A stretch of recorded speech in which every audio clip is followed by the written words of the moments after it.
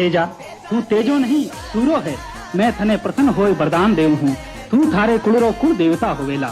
आज सु थारे कुल में काले रे खायोड़ो नहीं मरेला।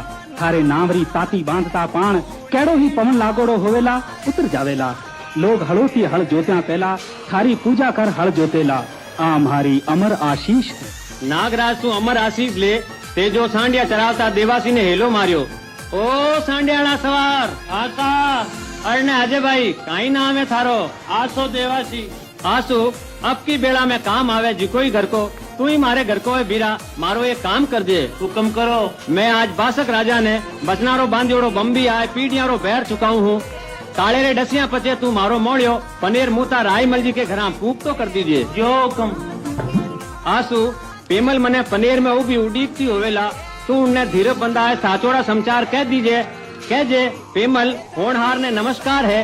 हारो मारे अतले पाप लागनो लिखियो हो लागो। पति पत्नी रो दोनों जना की सुख देखियो नहीं।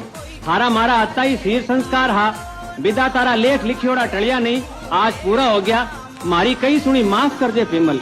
तेजेरी भोड़ाउन सुन। लीले ने राय को कायर मोर जो कुड़लाउन लगा। तेजो नागराज ने केवन लागो। नागराज लियो मने डस लियो।